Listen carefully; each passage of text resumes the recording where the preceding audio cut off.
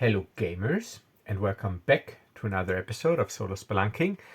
It is Sunday evening and we're closing out the weekend with some light solo role playing to get ready for the upcoming week, a little relaxation, and we will see how relaxed this actually will be, because as you can see from my setup here, I have my wonderful Rhya Cloud Shadow of Eldred cup or mug that I got myself, and I got my Funko Pops, so you know it is Star Wars time.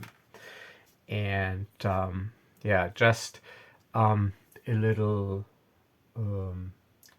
preview of the upcoming videos. So after tonight's video, I will go back to fantasy and do hopefully 2 videos of my continuing my Shadowlands campaign, because then I will take an extensive break until the end of April, because it is spring break and you might have guessed it, we're going on vacation again for 2 weeks, and I got a couple of other personal things to attend to after that. So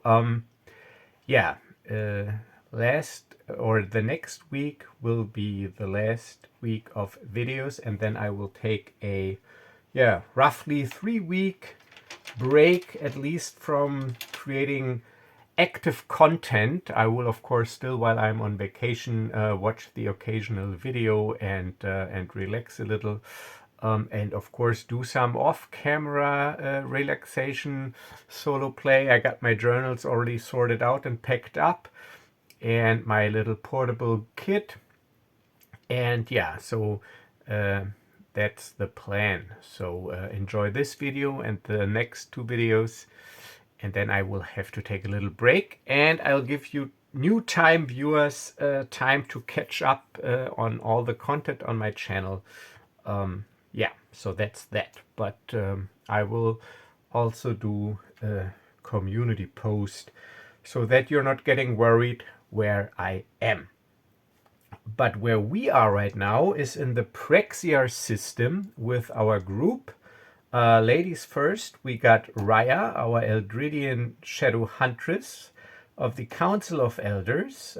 She is Nash's companion and love interest, and they've been traveling together for a while now. And for this upcoming mission, they were recruited by Nhyra. Nhyra is another Eldridian Shadow Huntress, and she was rescued by our dynamic duo in the last season of this campaign, and now she got a mission on her own, but she was asked to take Rhya along with her, because it is sort of like a mission that requires some, not man but woman power and firepower for that matter. And we have Nash Duncan, scoundrel, smuggler, and flyer for hire, and Rhya's companion and lover, and they're all on a trip with the versatile Rust Bucket, Nash's starship, but sort of their starship now, to completely wipe out a pirate gang, because they have ventured too far or too close to Eldridian space, and they have attacked an Eldridian vessel and slaughtered the crew and the council. They want to set an example. So this is sort of the backdrop of this mission, and we start right with our arrival in the Prexiar system. So our intrepid crew, we arrive in the Prexiar system and set course for the 3rd planet in the system, Prexiar 3. And the Prexiar system is uninhabited and unsettled. But Nhyra, she has determined or gathered intelligence and gathered some data that there's this pirate hideout on this planet, and she even got the coordinates. So she did a little recon by herself, but now when it comes to taking out the pirate gang going against the entire camp. She needs some help. So let's check if by any chance, while we are on approach to Prexiar 3, we have to deal with maybe, yeah, the pirates or a pirate patrol. But I think it is rather unlikely. I'll give it only a 20% chance using my simple percentile oracle. 20%. And look at this 18. This is so ridiculous. So whenever I play and whenever I give myself a chance to fail or a chance that something might happen, almost no matter how slim the chance, it always happens. So 18, which is a yes. So there is a pirate patrol. So I was a little pre-anxious, whatever. I already drew up the view of the planet while we are approaching the planet through the atmosphere, but yeah, we're not there yet. So this is too distracting. So I'll take it away for now and focus and deal with the problem at hand. So yeah, so we're entering the system as suddenly Nash goes, damn, this can't be happening. Beep, beep, beep, beep. There's something on my scope.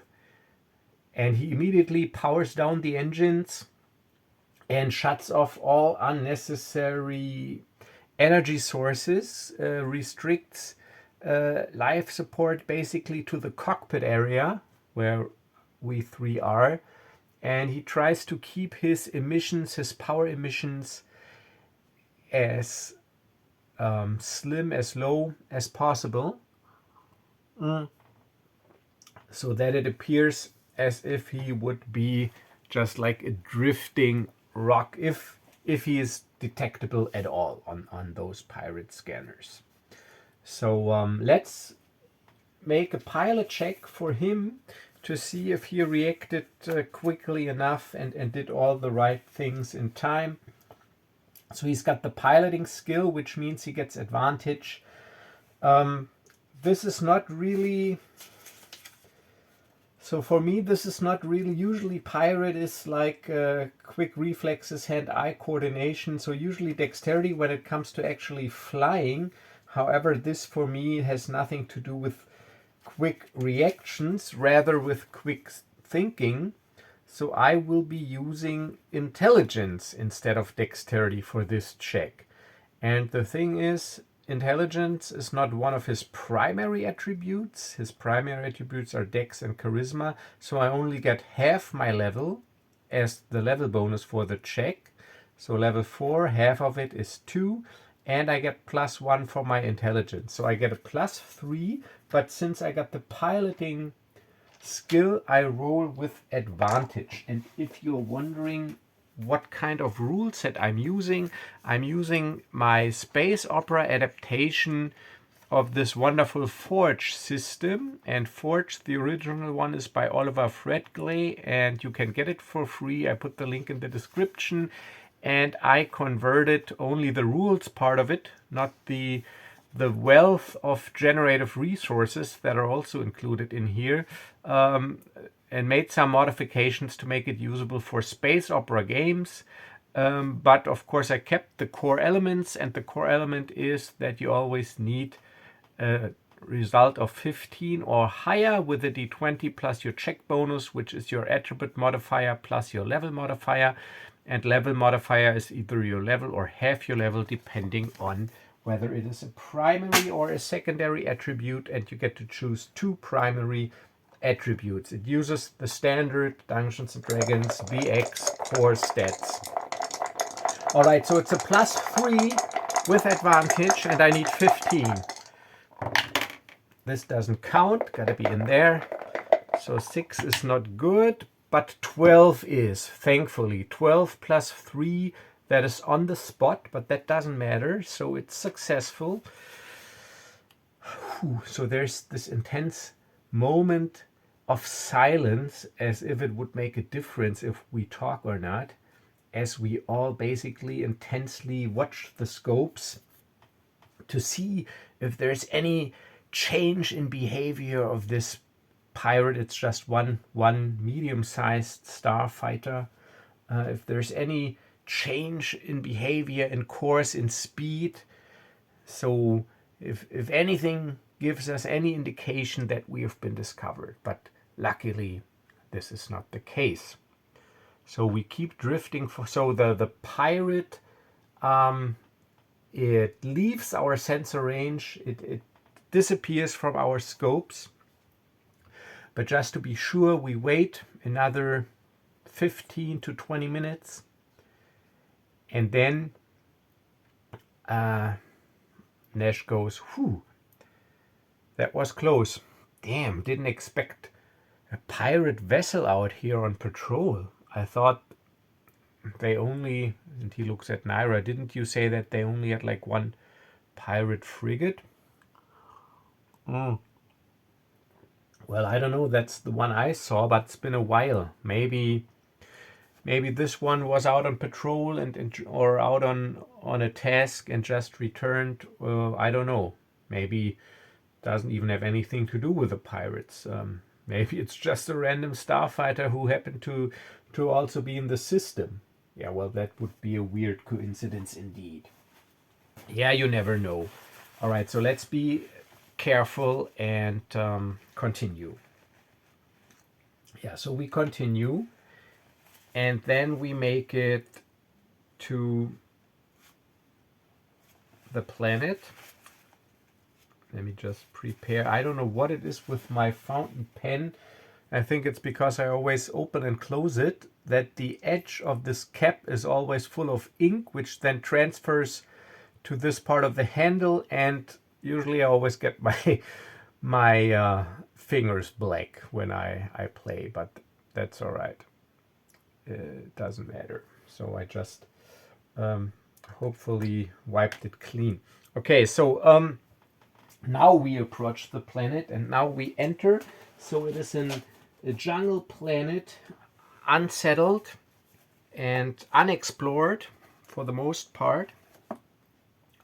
So as we enter the atmosphere, the upper layers of the atmosphere, we have this magnificent view of rocky plateaus mixed with dense jungles and steaming streams. And let me see, can you see it? Maybe I should put this a little further down like this. And what we do is, Nhyra, she knows where the coordinates are of the base. So we enter the atmosphere or low orbit quite a few hundred kilometers away from the base, and then in a low orbit, we traverse the distance, and then we settle down.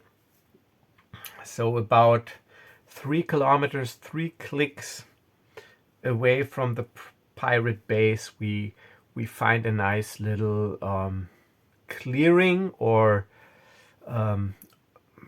we don't actually want a totally open space or patch of grass, because who knows if there's this starfighter coming back, making a pass over us, he will discover us. So we see that we can find a clearing and get some cover from foliage, from overlapping foliage maybe. You know what? Let's ask the Oracle. Do we find a suitable and concealed landing space about 3 clicks away from the base? And I'll give it a 60% chance. 60% for a yes. 31. Look at that. Lucky for once. Yes, indeed. So there's dense foliage, small patch of grass covered by overlapping foliage, and so we land there. And let's determine what time it actually is locally to get an idea of the time of day, setting of the sun. It is 1600 hours. I always use D4 and a D20 and I just add them, 24-hour system. So 1600 hours for those not familiar with 24-hour systems, that is 4 p.m. For me, I live in Germany and we don't use the 12-hour system with AM and PM. So basically for me, this is second nature. So it is 1600 hours, 4 p.m. Okay, so that's actually not bad because it won't take that long for the sun to set. So we have settled down. Everybody gets their gear together, so we don't really have much gear. Nhyra, she has a backpack with some stuff, but what sticks out, that's the right term, I think, that she also now carries a pretty large, or not large, but yeah, a pretty large, powerful looking sniper rifle, which is not a blaster rifle, but a large caliber, high powered rifle with a big scope and a silencer. And slug thrower rifle because you can't see the bolts. Like a blaster rifle, the bolt would give your position away. Of course, it is a little bit more powerful, but I think a high caliber round fired from a sniper rifle into a vital part would also do the trick of the body. And so she brings along this sniper rifle and backpack full of gear. And so we all get ready. And now we have a little discussion. And Nash goes, well, make a plan. Let's make a plan. It is, according to my ship computer's calculation, it is the equivalent of early afternoon on this planet, going by the orbital position and rotation. So probably only 1 or 2 more hours until the sun starts to set. I mean, you've probably thought about this yourself, but my suggestion would be, of course, to wait until nightfall before we make our way to the camp, and then sneak into the camp when most of the camp is asleep, and yeah, go about our, I would say, bloody business. And Nhyra goes, yeah, that's true, I agree with you, but I would make a small modification to the plan. We should head out now and head for the base to use the remaining daylight for the trek through the jungle, because I don't want to stumble around in the dark in this jungle and we don't know what predators are roaming about. And then when we're close to the base so that we can see it, we conceal ourselves, we go into hiding, we observe the base, the movement on the base, and then we strike. And Rhya goes, yeah, Nhyra is right. That would be the better course of action. Use the daylight for the trek through the jungle and then go into hiding next to the base. Yeah, all right. On second thought, you're probably right. That would make more sense. All right, then everybody use the restroom once more and get your stuff together. We're heading out. And Nhyra goes, yeah, and here, take these. And she hands out little in-ear, like Bluetooth in-ear comlink adapters, and goes, let's all switch to a private comlink frequency and keep our comms open. We can communicate with these in-ear adapters. Yeah, okay. So we do that, get our communications set up, and then let's see. Gear, and of course I made a character sheet for Nhyra as well. She's also level 4, and yeah, I got her gear.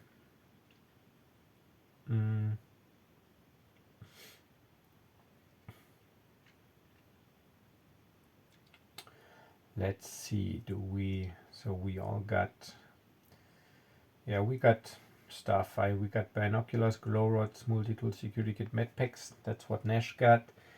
Nhyra, she's got a portable scanner, also binoculars, a security kit, also useful, multi-tool, liquid cable, medikit as well. And Rhya, she also got a security kit, binoculars, and 2 med packs, and of course our weapons. So we should be all right. We got tools, security kits, binoculars, med packs. Nhyra has this big sniper rifle, and what she also has is some explosives, because we're also, if we can't overload a reactor or anything, we're tasked with blowing up the ship and all the installations there. Okay, so we head out into the jungle and make the trek towards the base. Let's see if there's an encounter on our way there. I give it a 30% chance.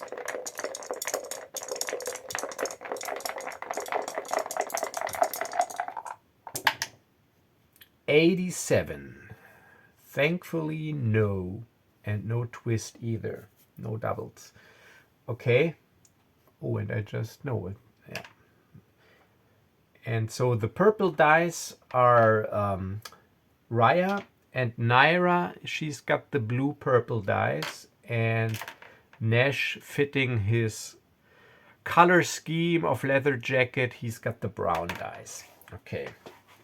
So we make our way to the camp, and now we're close enough so that we can hide someplace in the foliage. And so the trek, it took about, let's say we need, because we are sneaky and stealthy, and it's let's say we need like 20 minutes per kilometer, so it's an hour trip.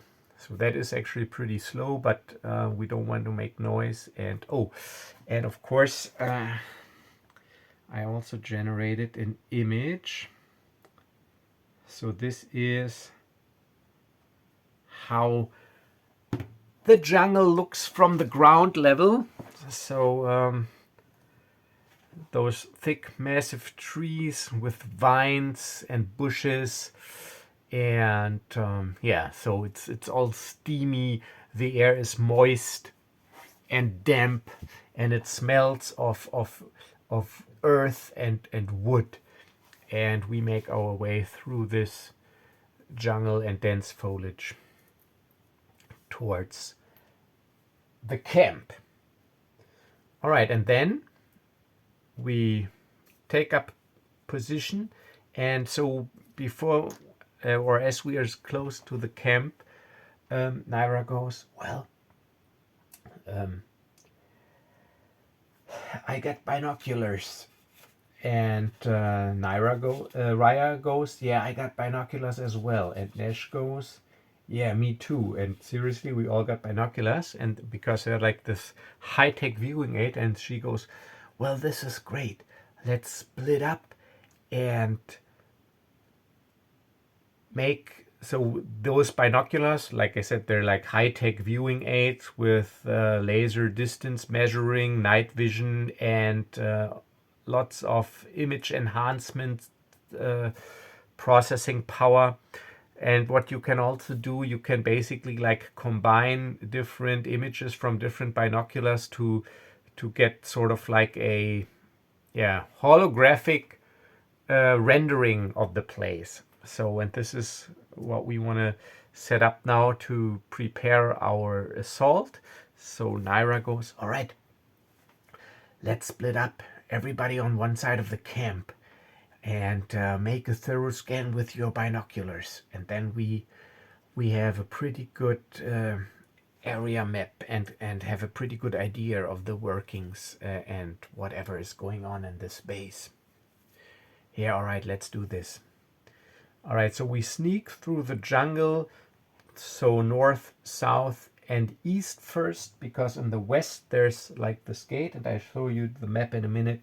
So we sneak to our positions, and then we take a look at the camp. So let's get this out of the way for a second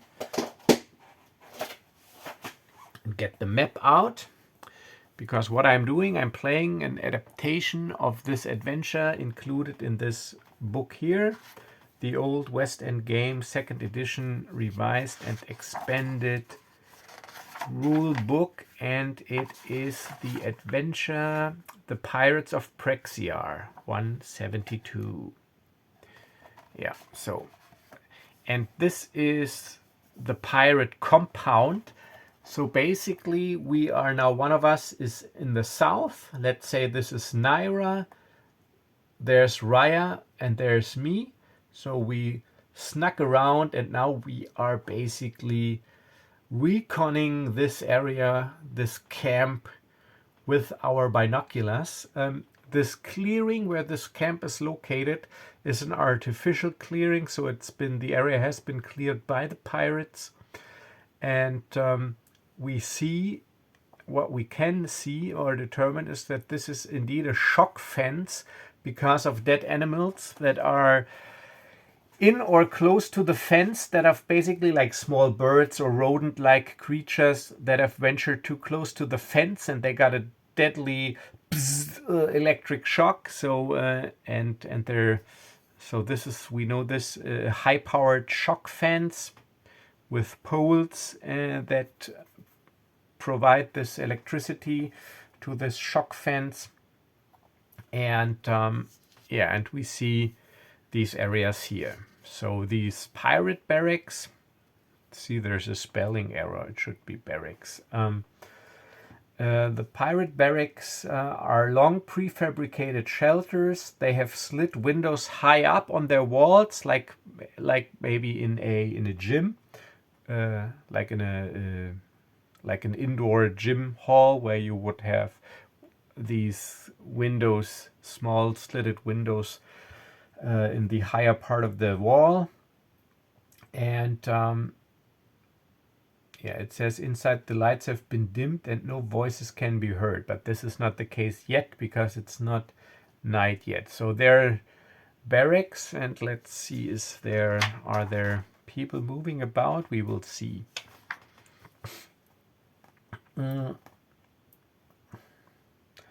So here, this is what Rhya sees. There's a repair shed, so there are several repulsor lift vehicles cluttered in this area around this prefab building.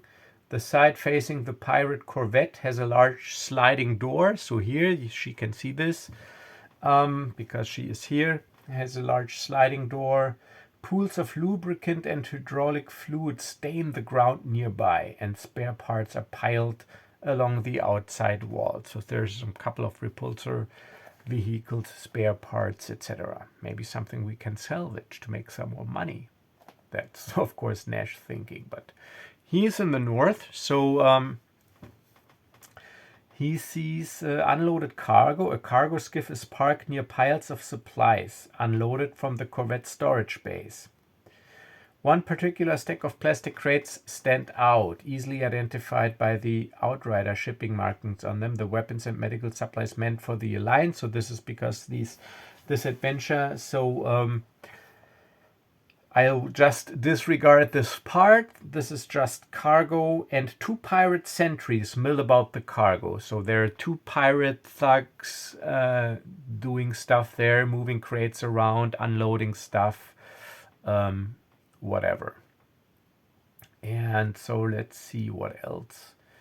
What we also see are these guard towers, and they're crewed as follows: 2 persons here, and there's 1 person, and 2 persons here each. So this is so that they can relieve each other. So if one needs to get a drink or food or whatever, one is still up, and here it is because there are 2 here, one is suffice. So if this guy needs to take a break, this guy will just cover this area with him, because seriously, they don't really expect much. So that is 2, 4, 5, 6, 7, 8, 10 sentries on duty at any given time.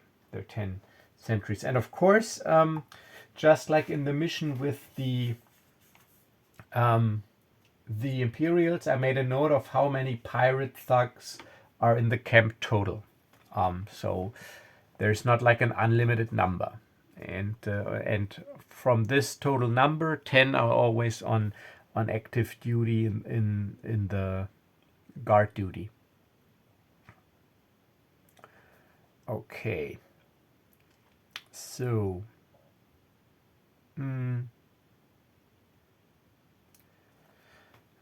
Yeah, there's indeed the stream also that Rhya sees moving into the camp from and moving or flowing underneath the shock fence. And here, let's see. The mess hall. Where's the mess hall?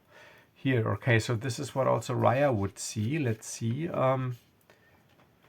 Yeah, so this long prefab building has several smoke vents at one end where a foul odor wafts into the air. So indeed, there's steam and smoke coming out of it. Lights are always on inside, and those listening carefully, well, she's too far away, she can't hear. But what she can see, every few minutes, a grumbling pirate emerges from the door near the water hole to fill a bucket with water and drag it back inside. So looks like this is their water supply, which is then purified, of course, with a water purifier in there. And so there's the door here. So there are also some pirates. Okay. All right. So.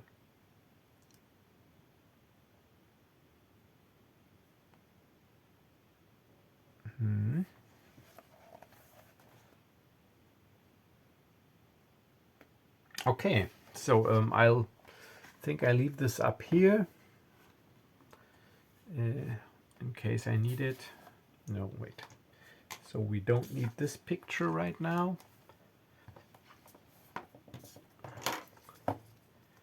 So let's do it like this for now and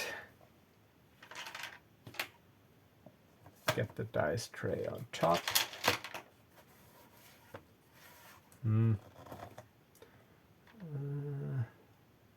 Let's see, I need to okay, so that I can roll the dice in there.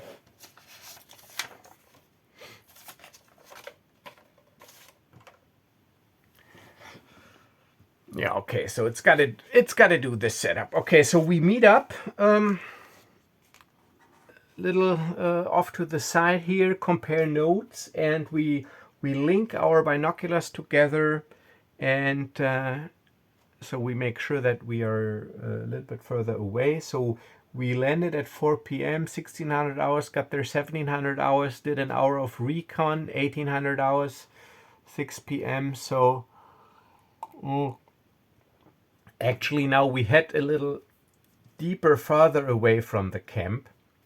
So we have made out the sentries. We know that there were probably pirates here in this pirate ship area and pirates here in this mess hall area.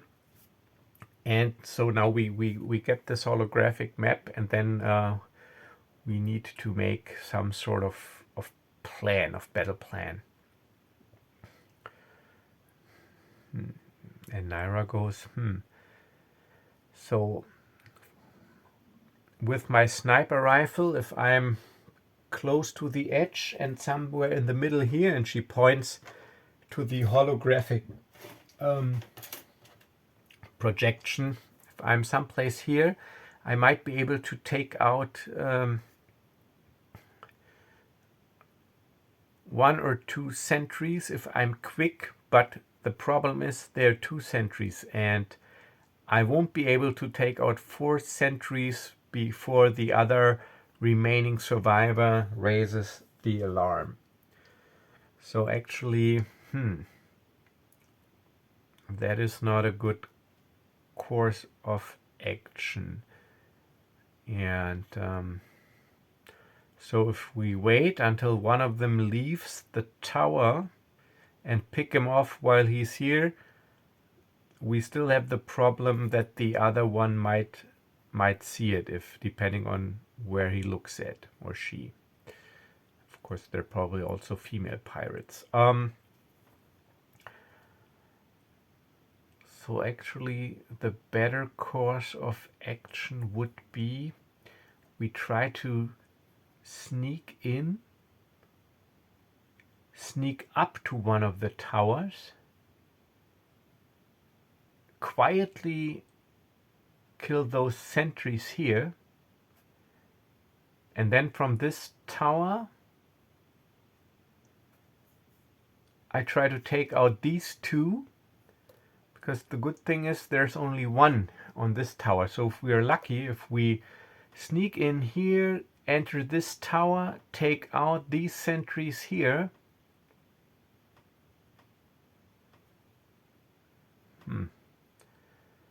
they might not notice it. Huh. Any other ideas?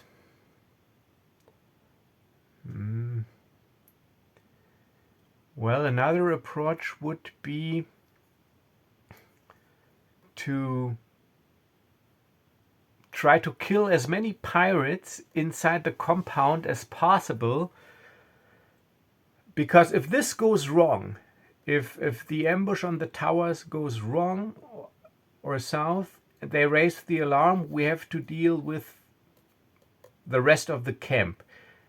If we manage to kill off as many of those pirates as possible before the towers notice it, even if then an alarm is raised, we've already taken out quite a few pirates. And the other thing is, if we are in a tower while discovered, we are sort of boxed in. So let's say who's talking now, either Nash or Rhya. So Nhyra made those tower proposals. So 1, 2, 3 is Nash, 4, 5, 6 is Rhya. Nash. So Nash is talking and goes, like what I said. And Rhya goes, yeah, indeed, that is true indeed. So this is obviously some sort of repair facility. This seems like a lounge or mess area. Now Rhya is talking because she surveilled this area. And now Nhyra again, yeah, and these are maybe some housing modules. And I go like, yeah, well, this area probably during the night, there's the least amount of pirates. Okay, so, but there are these sentries. I mean, we can't really cut through this fence without those sentries seeing us. So we still got this problem that there's like this distance to cross.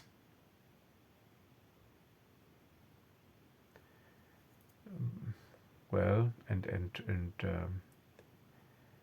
Rhya and Nhyra go, well, there's only one. Okay. So,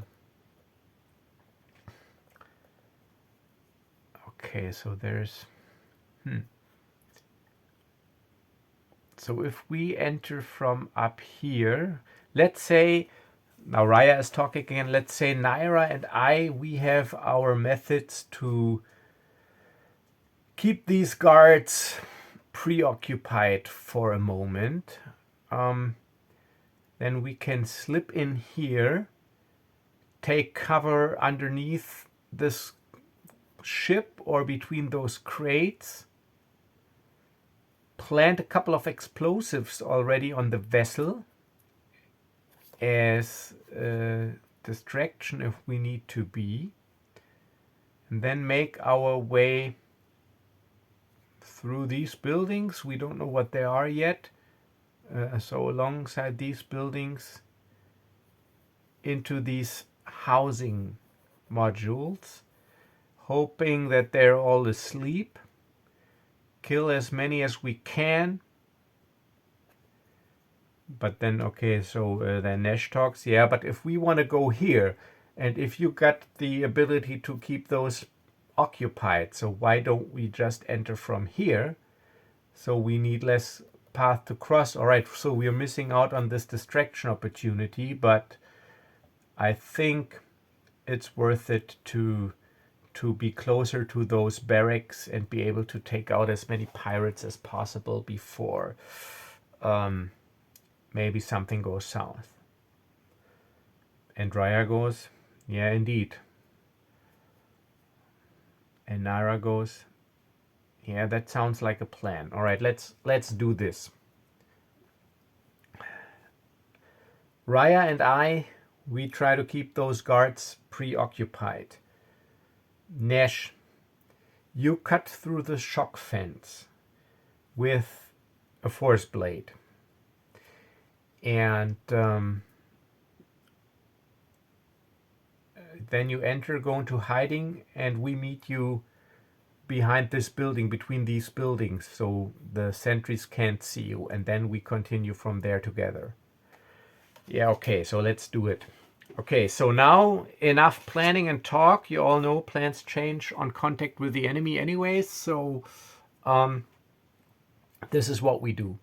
The plan is that Rhya and Nhyra use their force powers, of course, their mind trick, to distract those guards, to plant them suggestions that there's something in the other direction, something urgent, something dangerous, so that they are focused for a moment. Nhyra gives Nash her force blade because Rhya won't part with hers, and so because that is pretty easy to cut through the shock fence, because it's not the energy blade does not conduct the electricity, and it's pretty easy with a force blade, which is a lightsaber basically, to cut through this fence. So I just wanted to look up real quick the duration of the mind trick, the Jedi mind trick, which is in the power section. So mind trick, charisma check, so we can skip that because it's not in combat. I just check off one use. The target can resist with a wisdom check. On a success, you can plant minor suggestions for 5 minutes. All right, in the target's brain for 5 minutes.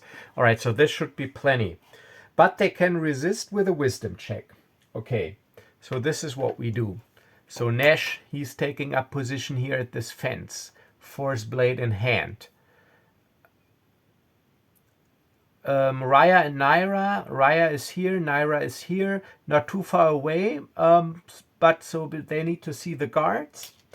And so what I'm doing now, usually you gotta pass a check to activate a force power, but I could try again because I'm not in combat. I don't have a time limit, so I will just say it works and cross off one use of the power. So the power is, of course, using the power is taxing and limited by the Constitution check bonus, which is 3 for Nhyra and 6 for Rhya, because Rhya has Constitution as a primary ability. So what I'm doing is I will just cross off one force use for them, and the force uses are reset when you rest. So I got my little character party HP monitor here, so we are all at full hit points, and I'm making little checkboxes here for the force uses for Nash. Now I'm making the Rhya and Nhyra. 4, 5, 6. All right, and we'll just hope that they fail their checks, but we will see this, but this will then use another usage. Okay, so let's do Nhyra first. It's a charisma check. This mind trick is the charisma check, and Nhyra, she only has +2 because half her level and no charisma bonus. So, but oh, well, like I said, I don't need to roll because I will just roll until I try, because only successful uses count against the usage limit. So I check off one checkbox from Nhyra, and now I gotta make a wisdom check for the enemy, and the check bonus to resist is also a 10 plus charisma bonus or charisma check bonus. So that is DC 12 for Nhyra, but he gets no bonus. Wisdom. Oh, 16. All right, so she's got to cross off another use. Tries again.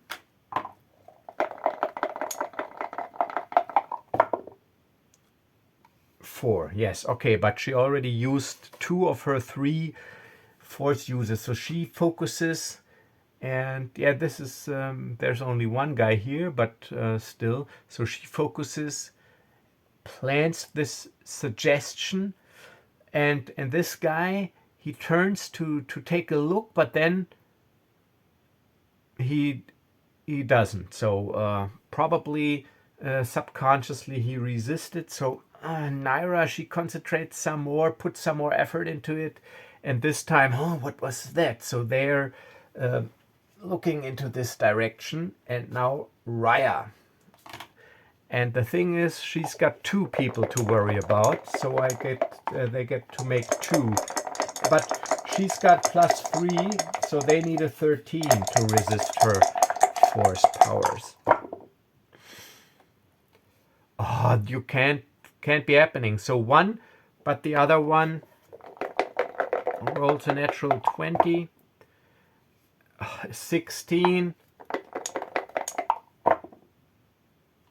3. All right, so that's already 4 uses because she needed 3 for this guy and 1 for the other guy. So 4 uses out of her 6 possible force uses before she needs to take a little rest are already used up.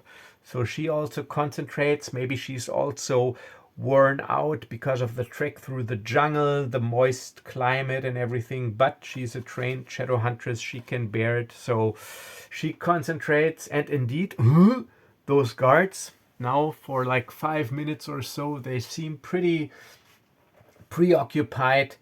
And now, because we all got this comlink connection, Rhya goes, all right, you're good to go. And that was Nash's cue. So I sprint out of the jungle to the fence. And as I'm at the fence, I take this handle.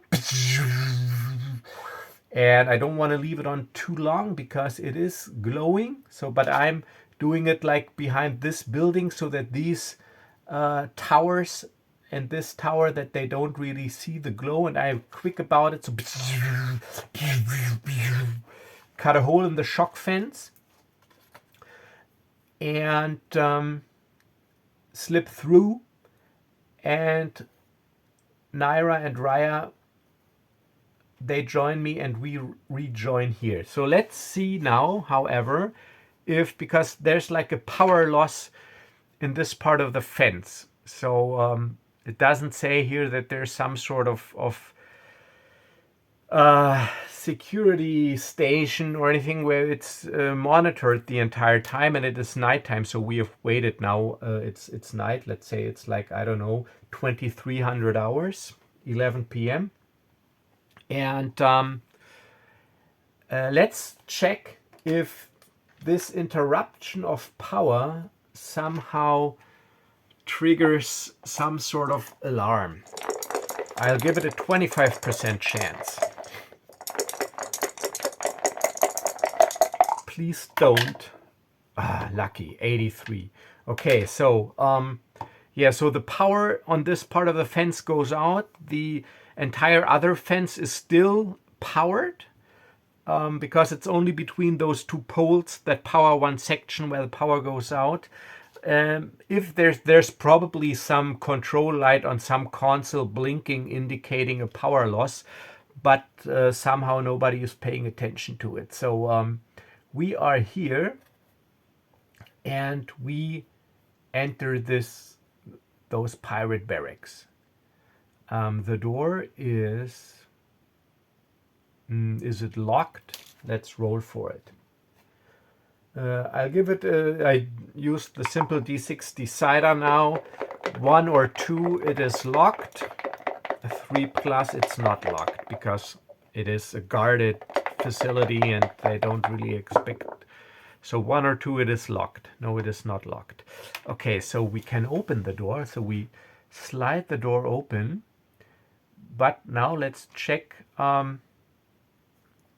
So they are, let's see. So they're 10 on duty. Okay, so 10. So they're about seven bunks in here. Let's see if maybe one of the pirates is still awake. I don't have a D7, so I'm taking a D8. Let's just say they're like 8 bunks.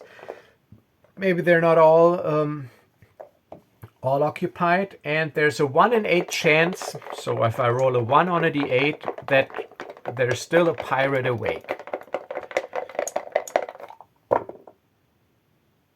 No, there isn't. So they were probably drinking, and so they're all asleep. So I'm going to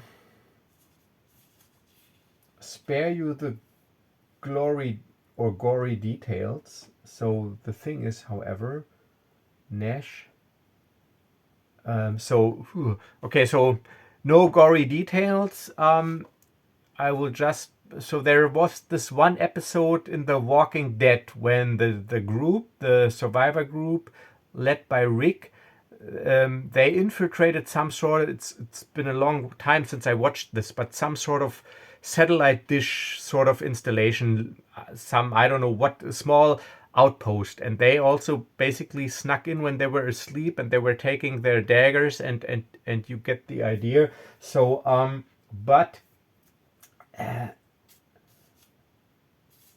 so this is pretty gruesome. So we go in, and Nhyra and Rhya, they just sort of look at each other, and without even saying a word or anything, they both take out their vibro daggers, because they also have these the vibro daggers, and just silently going from bunk to bunk with their vibro daggers and dispatching the pirates in their sleep by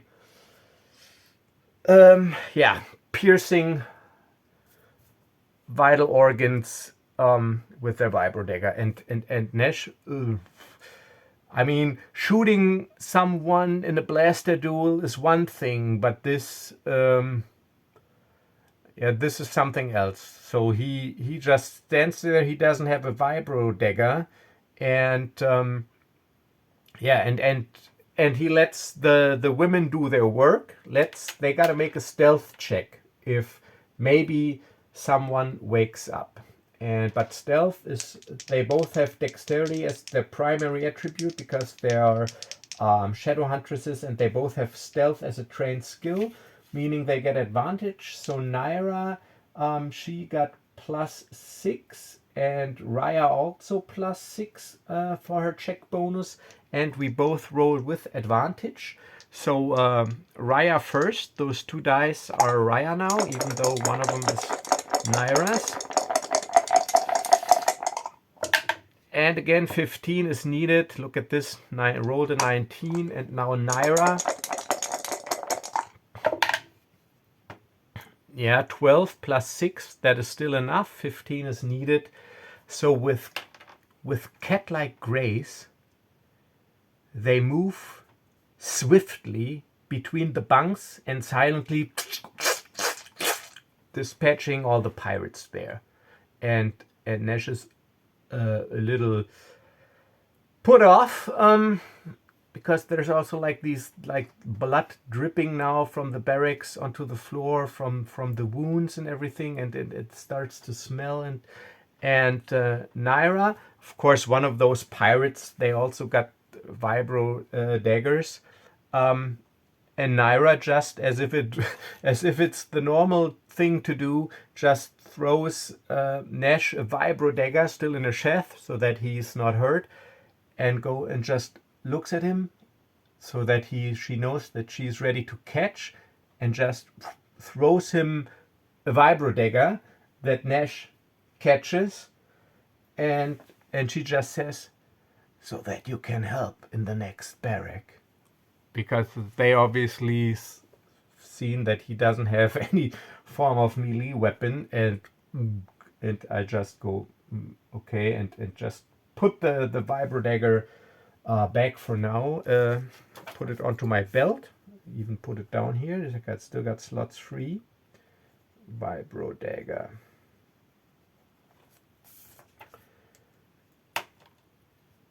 And okay, so while we are here, I might as well, while they do their bloody work, Nash quickly pets down those pirates and looks into the personal belongings underneath these bunks to see if there's some credits. So let's just say I got 3. There are 6. I can go for 6 pirates, 3d6 and 3d4 times 100 credits. So why not? I mean, I'm almost broke, and everybody would probably have like 200, 300, 400 credits. All right, so that is 6, 10, 15, 16, 17, 18, 19. So 1,900 credits. So yeah, I quickly pet them down. 1,900. So I'm at 2,100. Yeah, 1,009. No, 2,200. I had 300 credits. And Rhya and Nhyra, they see that and they go, "We don't got time for this." And I'm like, "Well, I'm quick about it. But you know how expensive these repairs and modifications are." "Yeah, but that's not what we're here for." "All right, move on to the next barrack." All right, and now we move. So we dispatched of these pirates here. We move into this barrack right here. Let's see if the door is closed or locked. 1 or 2 on a d6.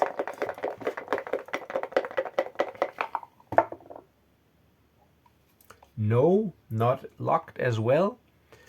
So we enter this barrack area.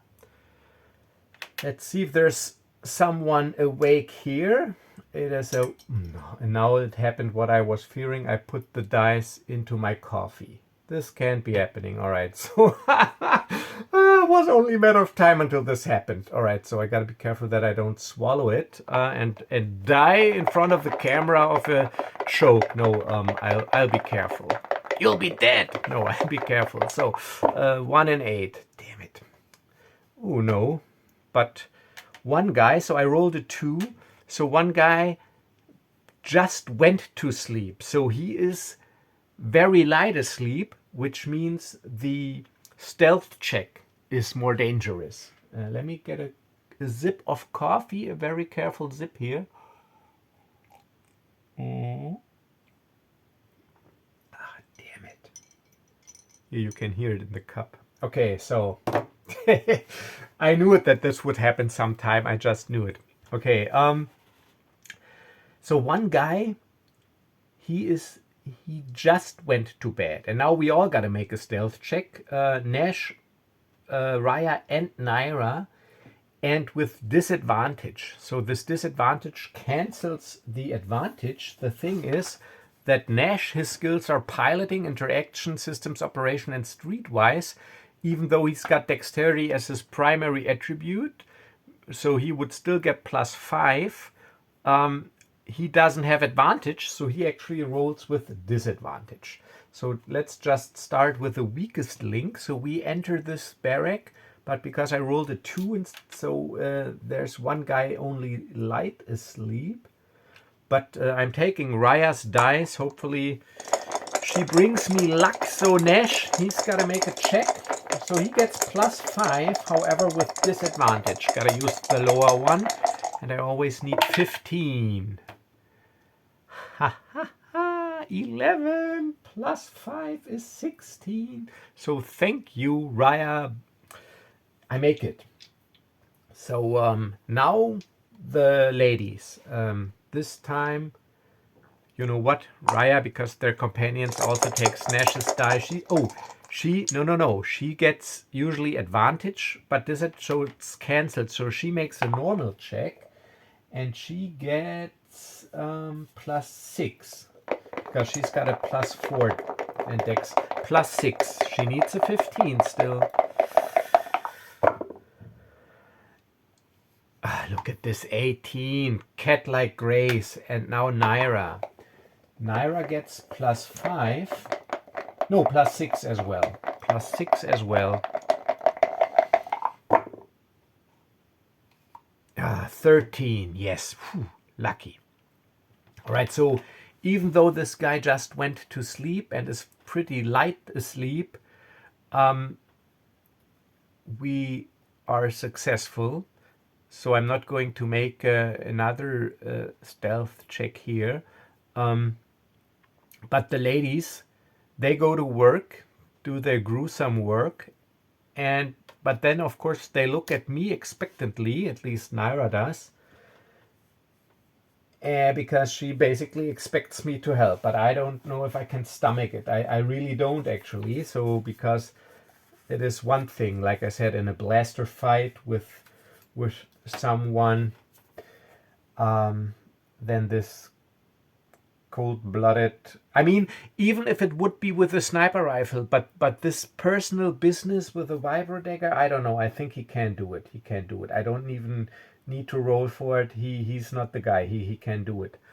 Like in Firefly, where I don't know what was the captain's name called, played by Nathan Fillion. I don't know but there was also this one scene where this guy said, I thought you were kill me in my sleep or something, and he goes, if I wanted to fight you or kill you, you would be awake and you would be armed. So I can do it. So I shake my head and I just go, I'm sorry, I can do it. And they just look at each other and just nod and go about their business and finish this barrack. So then we enter the last barrack. Let's see if there's someone awake. 1 in 8. Now I gotta, before I run out of dice, gotta make sure that I'm putting it in here. No, there's nobody awake, so we still got to do our stealth checks. This time, Nash, he doesn't get disadvantage, but also not advantage. He gets +5. He needs 15. Come on, Nash. Yes, 16. And now the ladies, they get advantage because they are trained in stealth and no disadvantage. Rhya, she gets +6. Yes, 17, no problem. And Nhyra,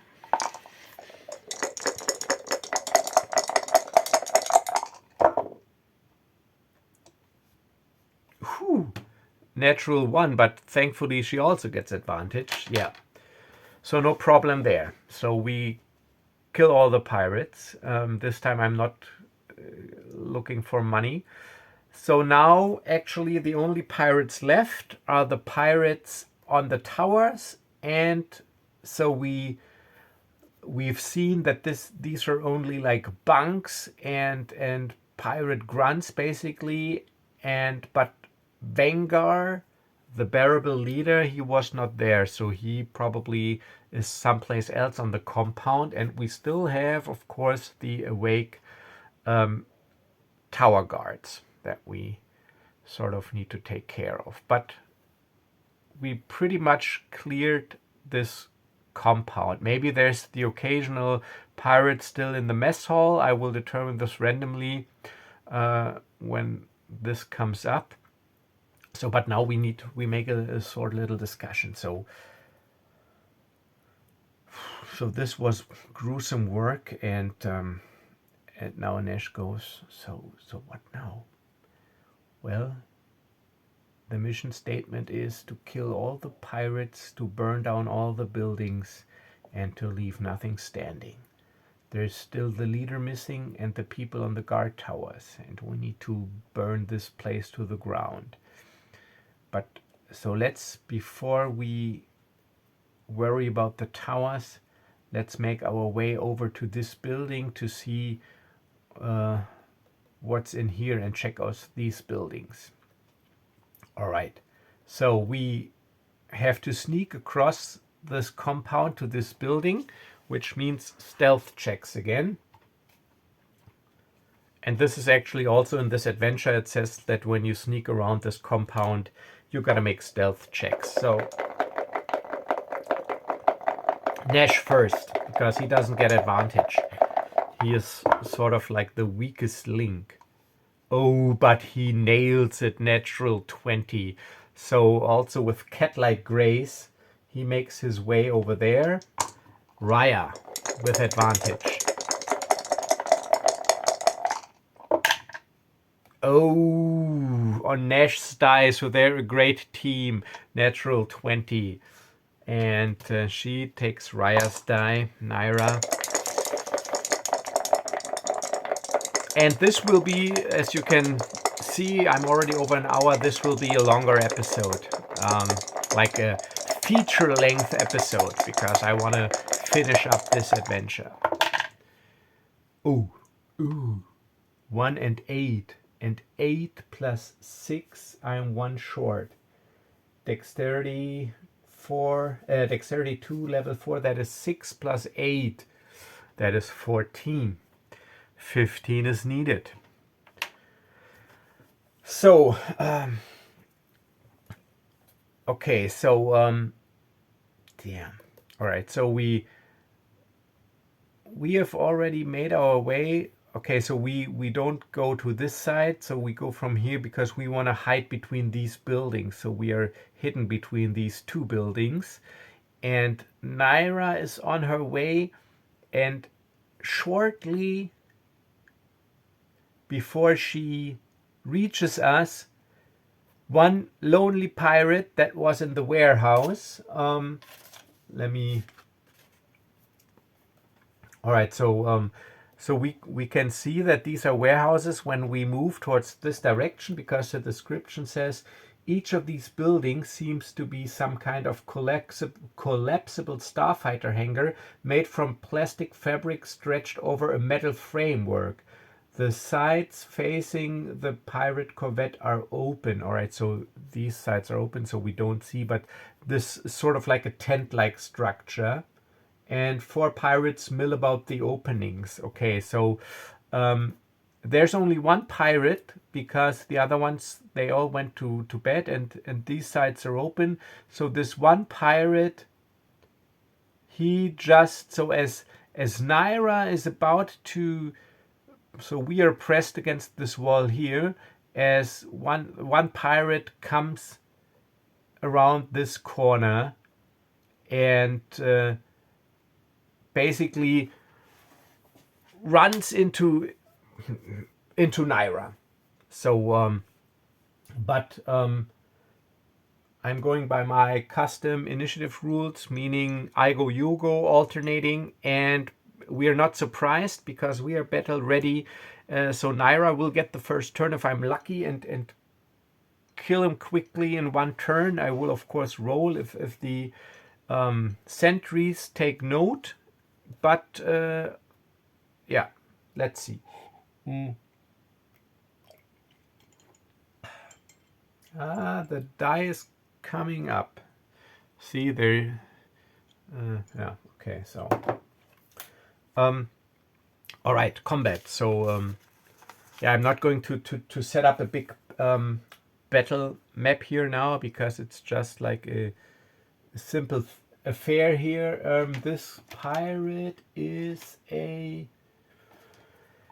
What is this guy? A Nikto. So this is the pirate. So he comes across, huh?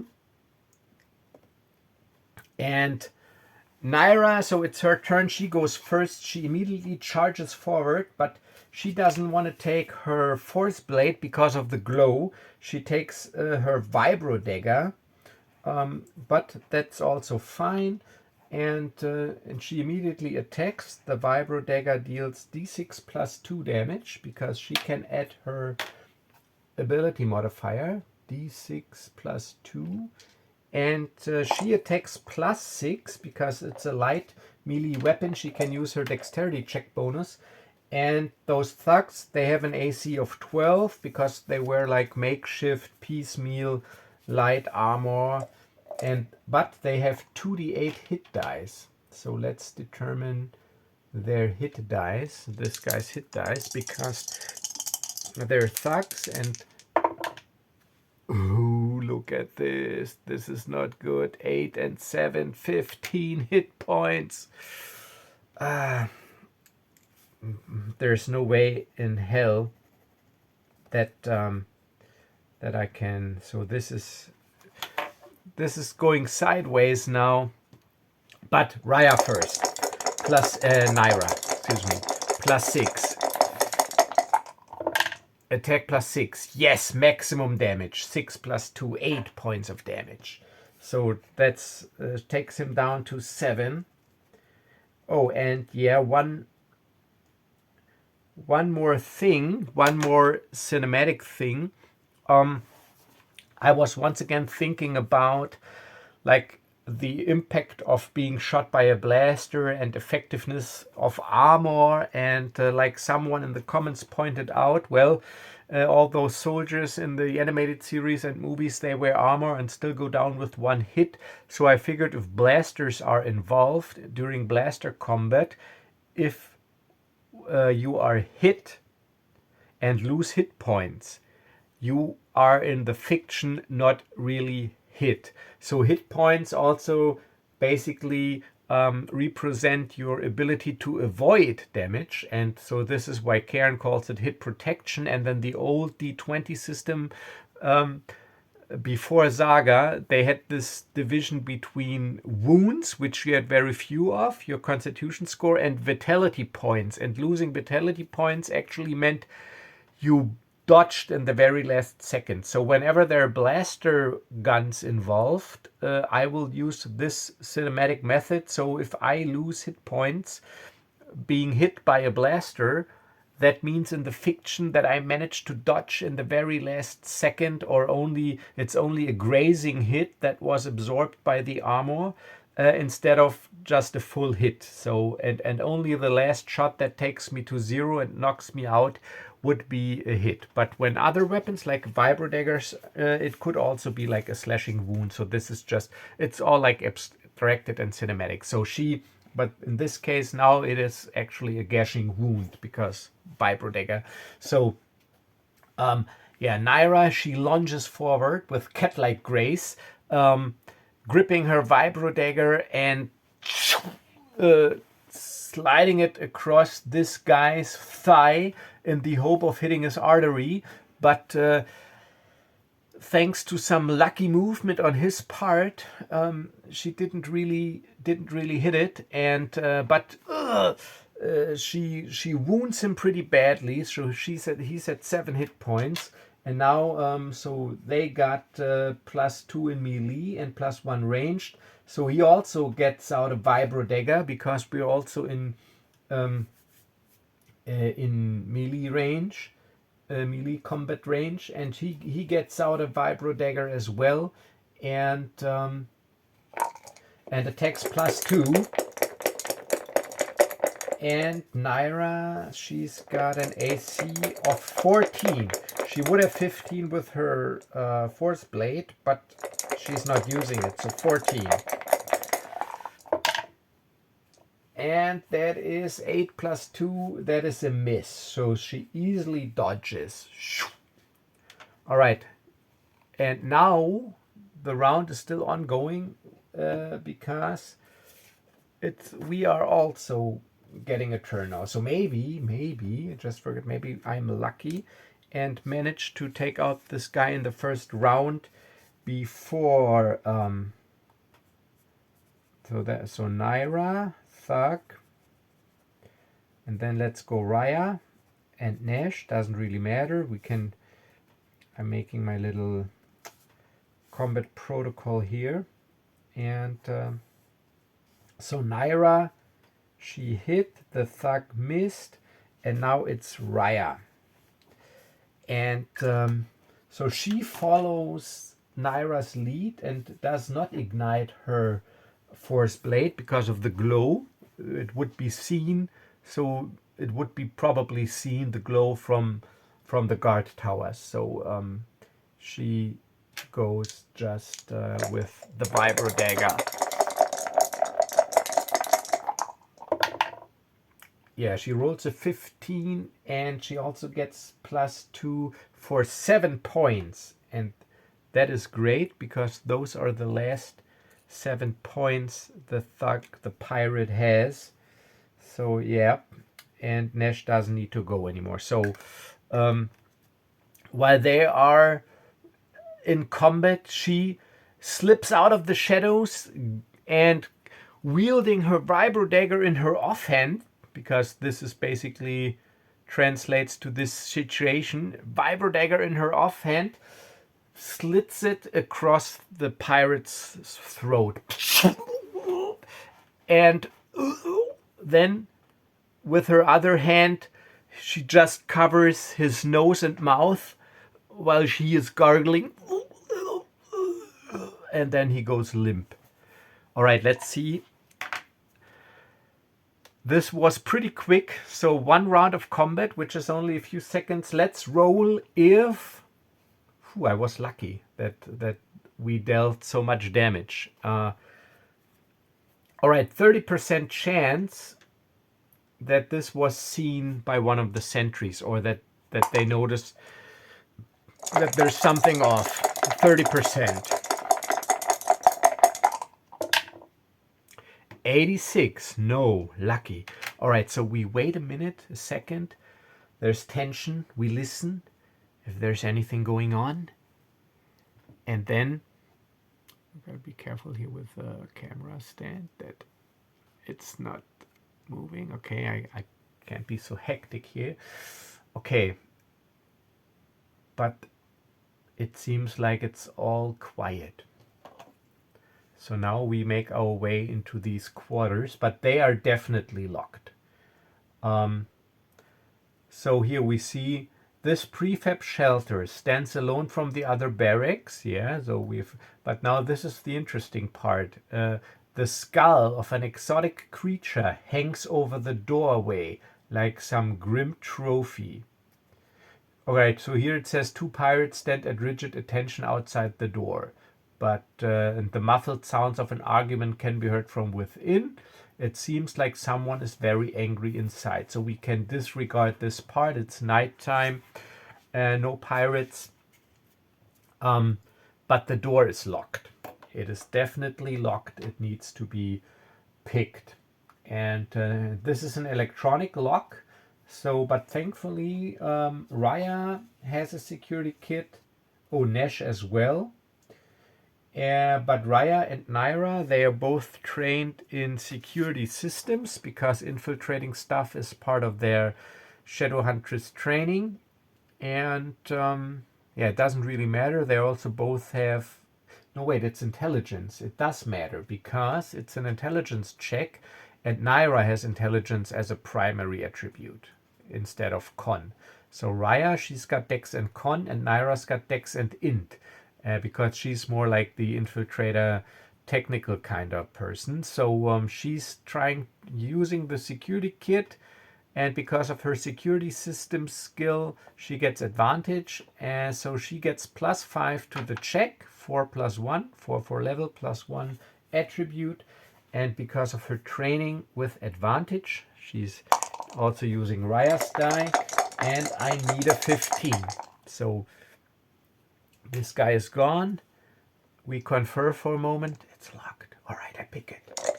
And she gets out her electro pick and sets about. Yeah, rolled a 15. So it only takes her a minute, and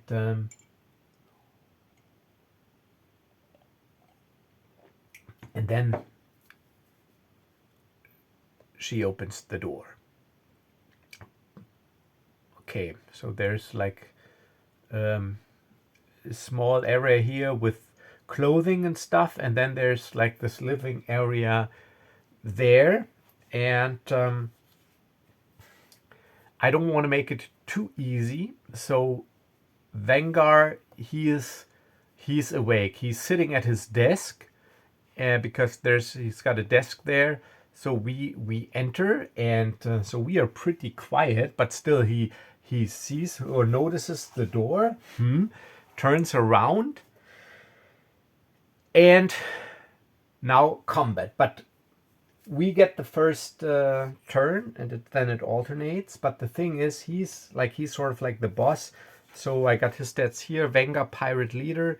He's a level 6 dude with con as primary, so he has 68 hit points. 68. 1, 2. Sadly, one is in my coffee mug, so I get some more out from here. 3, 4, 4, 5, 1 more, 6. 68. I like to roll them all at once. So I got 68 here.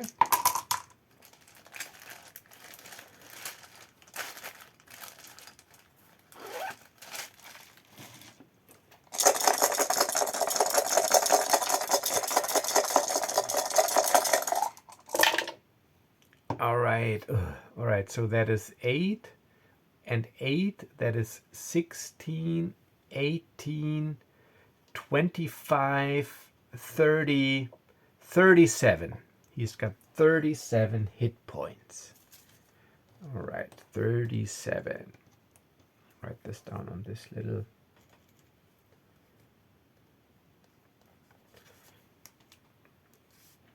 Okay, so, and let's find a suitable mini for him. I don't even know that they're bearable minis. I don't think so. So I'm just going with, this is, I'm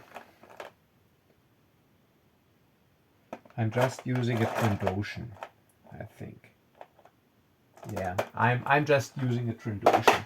So in my game, it's not a bearable, it's a Trandoshan leader. They also have natural armor. So this is, and he has a heavy vibroblade. He is also proficient with melee weapons. So he sees us entering, and Vengar. Let's put him in here in my little combat protocol. And he goes, "Who are you people?" But then, so Nhyra, she was picking the door, so she's not acting now. Rhya is this time, and because we're indoors now, she doesn't really care about the glow. So as she jumps forward, she ignites her force blade and attacks. So the force blade deals 1d10 points of damage, and with it she attacks +6, and he's got an AC of 15 because of natural armor, piecemeal armor, and dexterity, or just being a pirate leader. AC 15 +6. And it's a 5 +6, that's 11. That's a miss. All right, so Rhya, sadly, she misses. And now it's Vengar's turn. And he goes, "Ha! You're pathetic. Let me show you how it's done." And he swings at her with his mighty vibroblade that he's wielding.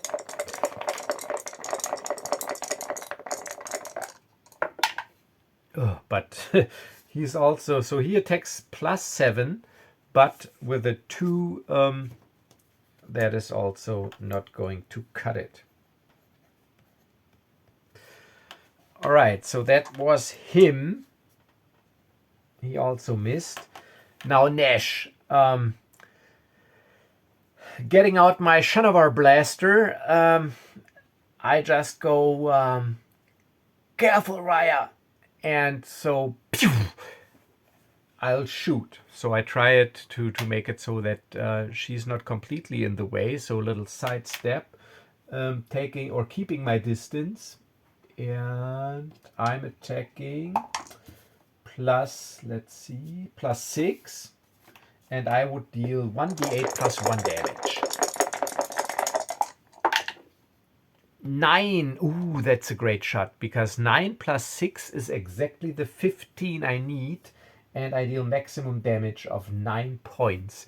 But because it's like cinematic, he barely, so in the last second he dodges, and I hit him in the shoulder where he's got his piecemeal armor, but still 8 points, so he's down to 29. Because all right, so he dodges, and I just graze him at the shoulder. So that was Nash. And now we have Nhyra, who is now also engaging him in melee with her Force Blade as well. Igniting it as well.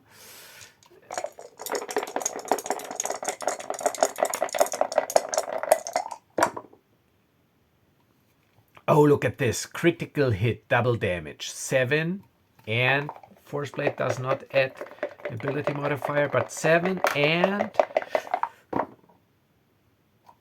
9. Oh, look at this. 16 points of damage. So he's at 13. But also staying with the cinematic nature, he barely dodges, but she cuts off one of his armor pieces from the shoulder, and also burns his shoulder a little. All right, so that concludes the first round of combat. We all acted, and now the second round of combat begins with us again taking the first turn. This time Nhyra will go first because she's in such a good position because of this critical hit. And again, 16 that hits, but only 2 points of damage. So he again dodges and is down to 11. Okay, so now it's his turn. So that was Nhyra. Now Vengar. All right, so he attacks Nhyra now because she seems to be a formidable opponent with his Vibroblade. Ooh, he also crits 20 for 5 and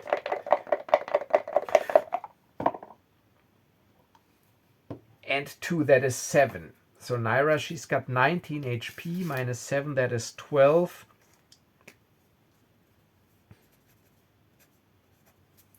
So she manages to step back a little so that she does not catch the full brunt of the blow, but still it slices across her upper shoulder and cuts a deep cut into her leaf skin armor, but doesn't draw blood yet. But pretty close.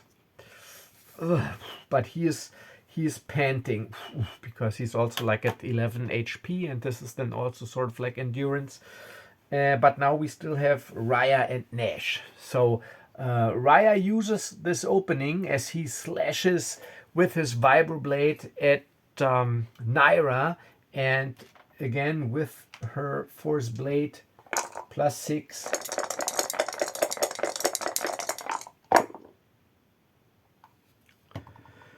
Oh, 13 plus 6, that is 8 points of damage he hits. So 8, 9, 10, 11. He's at 3 hit points. So he barely dodges. And again, she sort of cuts across his thigh, but since he steps back a little,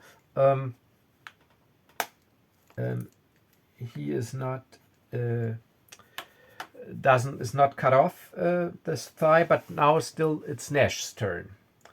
And he now, because two of them are in melee now, he gets disadvantage because he doesn't want to hurt them. Oh, wrong die. Almost took Nhyra's die. Rhya would be jealous. So Rhya's die, his die, disadvantage. Gotta use the lower one. 6 is the lower one, plus 6 is 12. Sadly, that is not enough. Would have been a great shot though, but no, I miss. Next round of combat, our turn. So this time Nash goes first. And he, again, disadvantage. Oh, damn. Can't use this one. Critical hit, which I can't use. But 13 plus 6 is 19 for 8 points of damage. And this brings him to 0. So this is now the direct blaster hit. Cinematic. So as he raises his vibroblade. So that was the next round of combat. And Nash was acting first this time. I take a step to the side as he raises his vibroblade and with there's like this little aim point. I hit him underneath the armpit straight into the chest with the blaster bolt. And his eyes go roll behind roll back in his sockets, and as a wet bag he goes down. All right, folks, so I'm at 1:30. So even though I said I wanted to finish this adventure, I mean, the heat is probably on now after this blaster battle, and we still got all the sentries. So it is like a mid-season finale where, you know, when there's like in the mid-season, there's like this cliffhanger and then you got to wait like for 6 weeks until the season resumes. So no, you don't have to wait that long. But this is where I will leave it for now. Because we still got pirate thugs to defeat and shelters to burn down. And yeah, we got our work cut out for us, but this is where I leave it. But what I wanted to show you real quick, like when I play off camera, you know, I usually get things mixed up here with who has acted and stuff. But when I play off camera, I never have this problem because I want to show you my little combat protocol that I make. So let's just say in this case, so we have Rhya, and then we have an enemy, Vengar in this case, and then we have Nhyra, and then we have Nash. And it doesn't really matter the order you put those names in. And then I do the following. So this is, and I usually use square paper for this. So I make a little matrix like this. And in this space here, I write the hit points. So let's just say Rhya, she's got 30 hit points, and this Vengar guy had 37. And Nhyra, she had, I think 19, was it? Let me check. 19, yes. And Nash had 17 hit points. All right, so and then it looks like this. And then, because if I play off camera solo, I usually don't use miniatures. It's all theater of the mind. And so in my mind, I got these action-packed pictures. I don't really need the miniatures. This is just for the camera so that you guys have something to look at. So then I know I go, you go. So we go first. Let's say Rhya attacks and she hits. So what I then do, if you hit, I just make a plus. If you miss, I just make a circle. And so let's say she attacks, so she hits, then I would adjust hit points. Let's just say takes him to 30.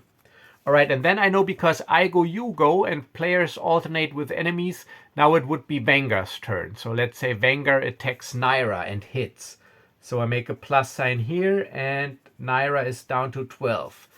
Adjust hit points. And then again, my turn.